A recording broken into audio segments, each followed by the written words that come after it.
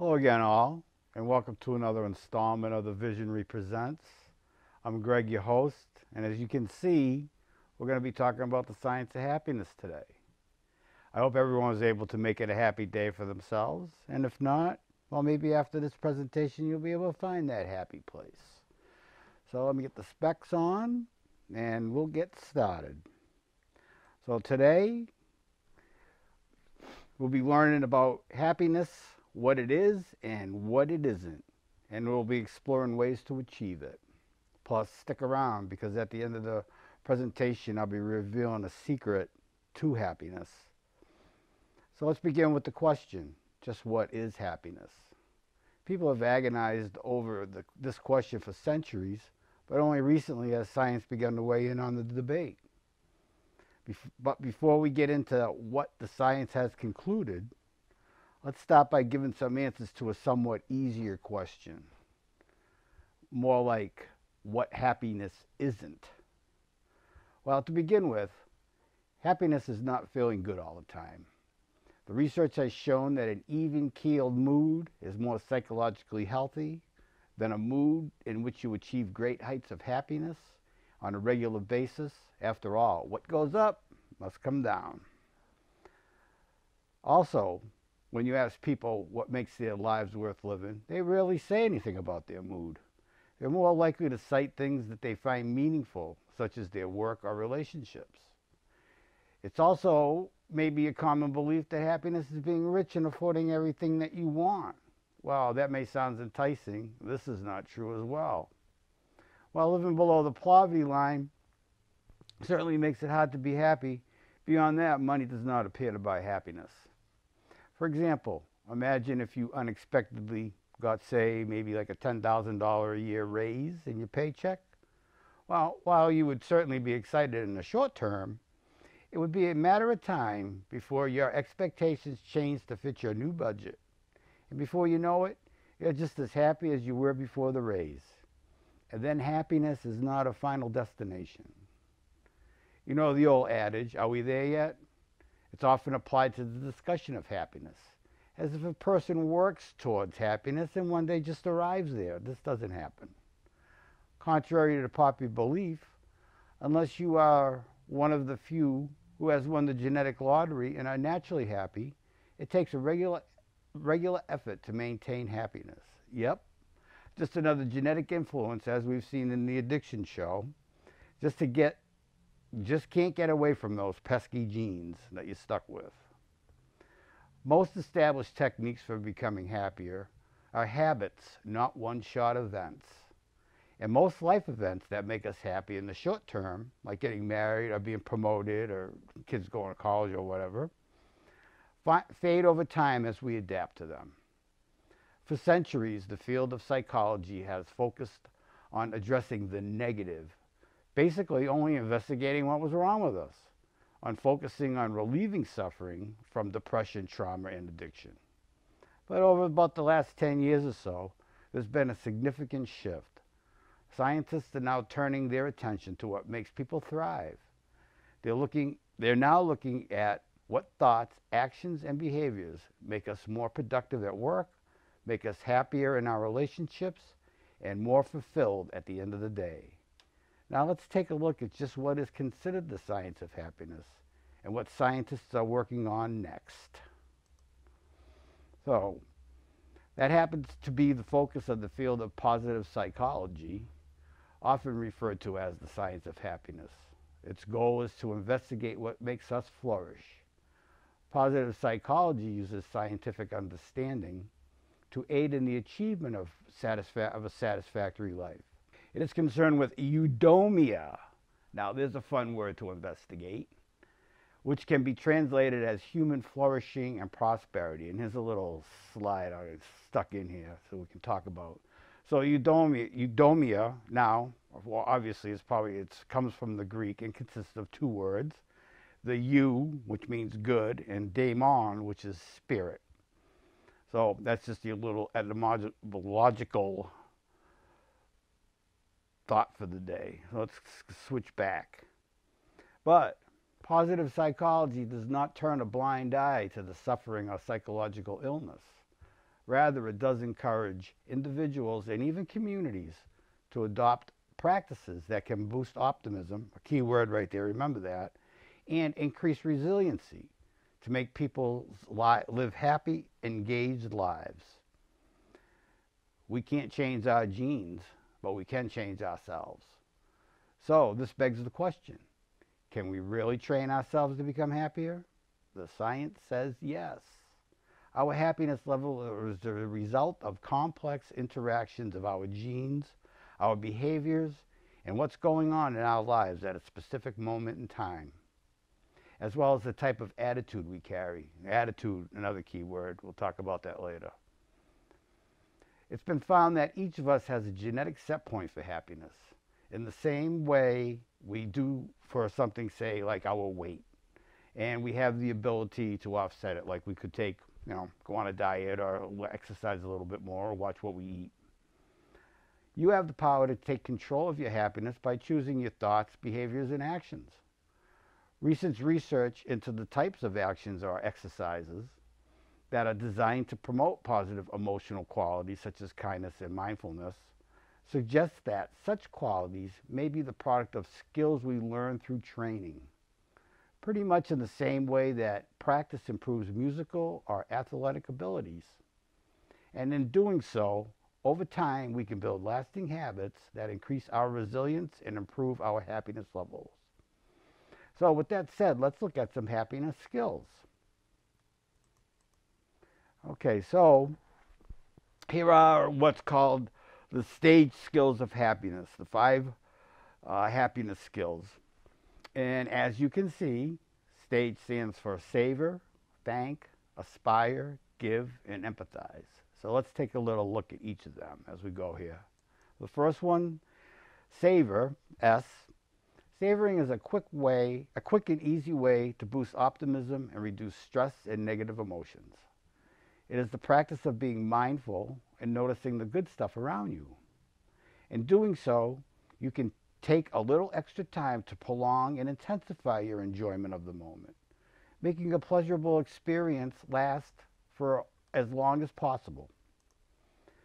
Simply by just paying attention to the joy in the moment and savoring.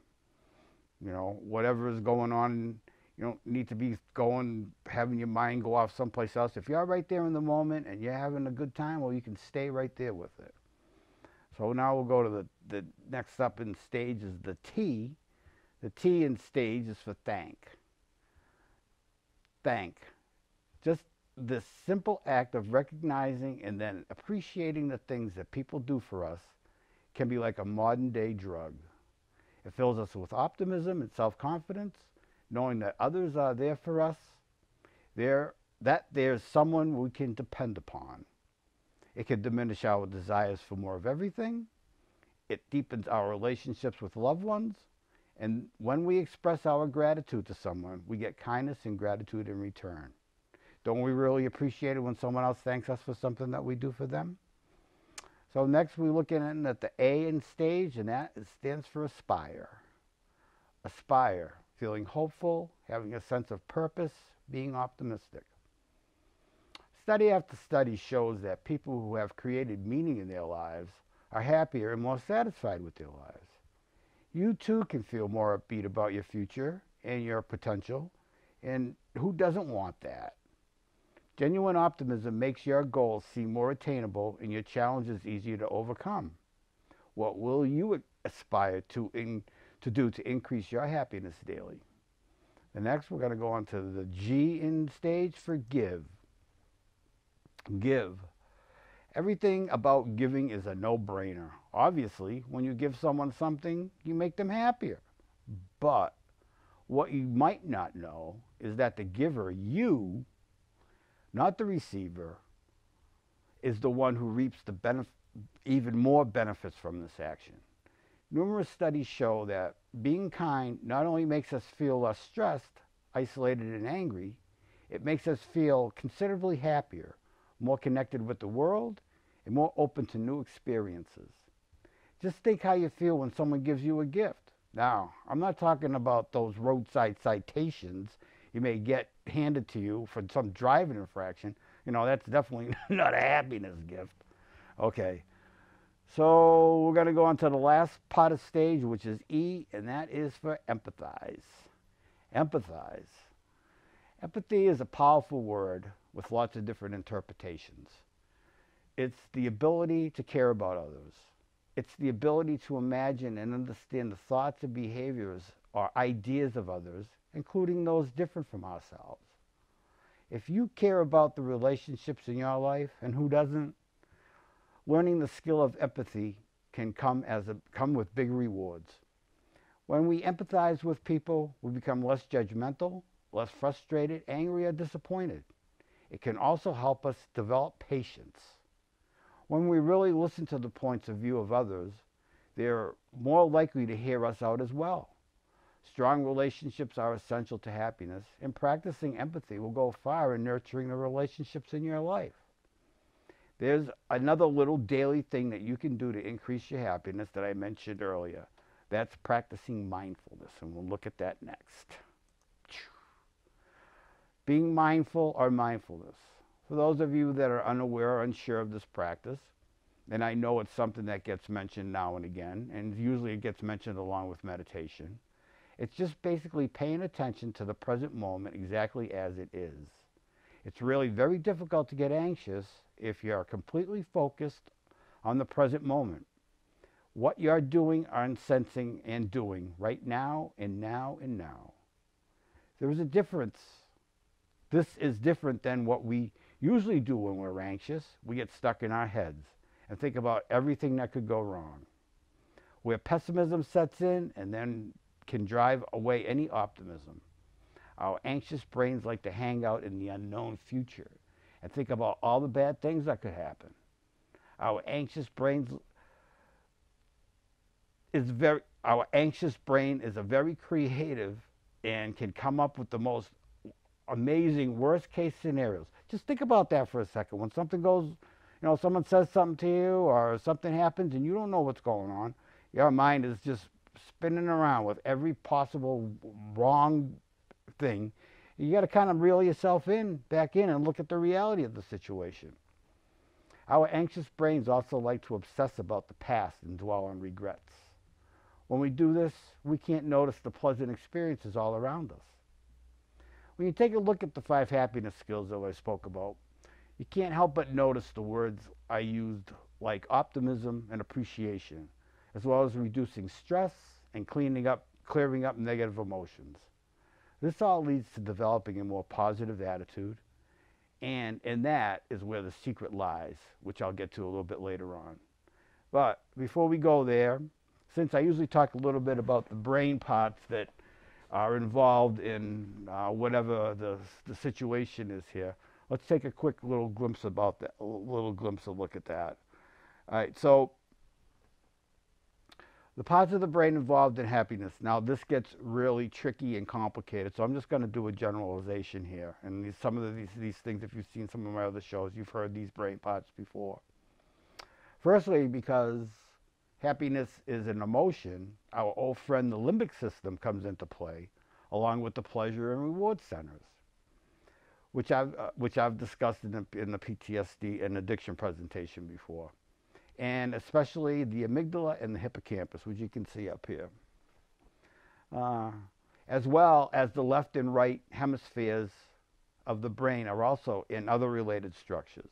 Now, if you're unsure of this, your right hemisphere of your brain basically is involved more in the creativity part and the feelings part of your emotions, and the left part is more of the logical and analytical part of your brain. So that's why people that are left-handed like me, we're always right, because the left side of your brain controls the right side of your body, and so forth.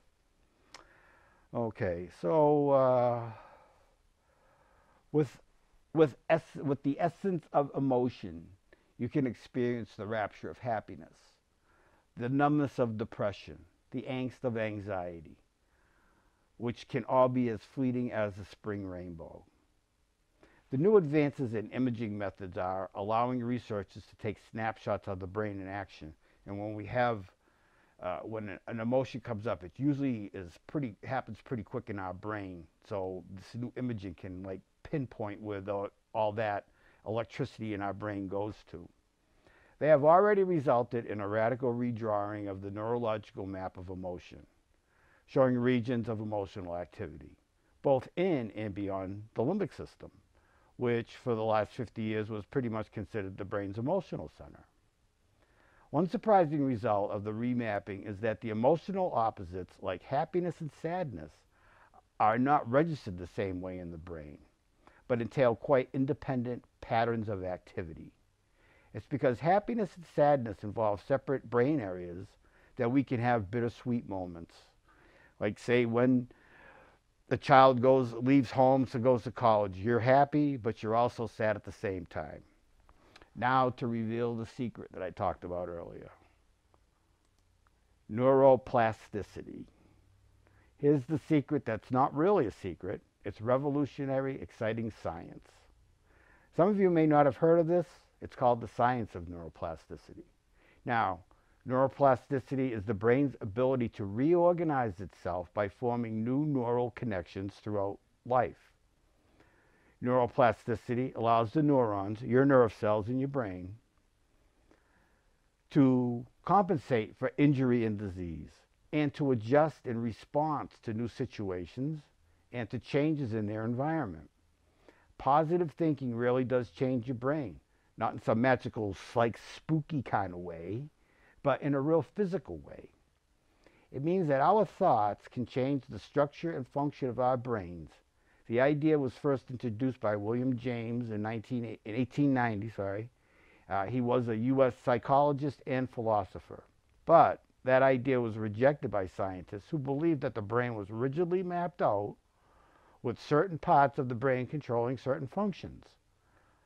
That if that part of the brain was dead or damaged, the function is altered or lost. Well, apparently they were wrong. Neuroplasticity now has a wide acceptance as scientists are proving the brain is endlessly adaptable and dynamic. The brain has the power to change its own structure, even for those with severe neurological afflictions. Now, this is interesting. People with problems like strokes, cerebral palsy, and mental illness can train other areas of their brains through repetitive and mental physical activities. It is a completely life-altering. So, what does this have to do with the positive thinking in you? It means that repetitive positive thought and positive activity can rewire your brain and strengthen the brain's areas that stimulate positive feelings. The more positive you feel, the more you can enjoy life and become a happier person. The brain has the capacity to rewire itself and or form new neural pathways. If we do the work, just like exercise, the work requires repetition and activity to reinforce new learning. Well, folks, that's the end of this installment for the Visionry Presents. But before we sign off, I'm going to do a little recap. So remember the stage happiness skills: savor, thank, aspire, give, and empathize, as well as practicing a little mindfulness daily. Now, a good way to try mindfulness that I found is doing dishes. You're standing at the sink, you got the warm water running, you get the water over your hands, you get the soap, the suds, the smell, the actions that you're doing. If you just pay attention to that, you'll find that it's a more enjoyable thing to do than if you're standing there cursing the dishes and, oh, I should have soaked them and now I got to scrub them. So a little bit of mindfulness goes a long way, along with the stage happiness skills. Well, let's see. Well, folks, I hope it was a pleasure bringing this information to you, and I hope you get to put these skills to practice to help increase your happiness and possibly another's happiness on a daily basis. Tune in next time, and I'll inform you on another mental health or substance use subject. And again, I'm Greg. And if there are any questions, comments, complaints, or suggestions, you can email me at thevisionry@pm.me. And as I've mentioned, this is a very secure email service I use. It may cost me a few bucks a month, but it's really well worth it for its security and the anonymity that it provides. Thank you for your time, and I truly hope you learned a few things to help you or another on the path of a more normalized, happy, and joyful life. Bye for now, and hope to see you soon with my next installment of the Visionry Presents. And in the immortal words of Roy Rogers, happy trails. But did you know it was actually Dale Evans that wrote that song? Toodles.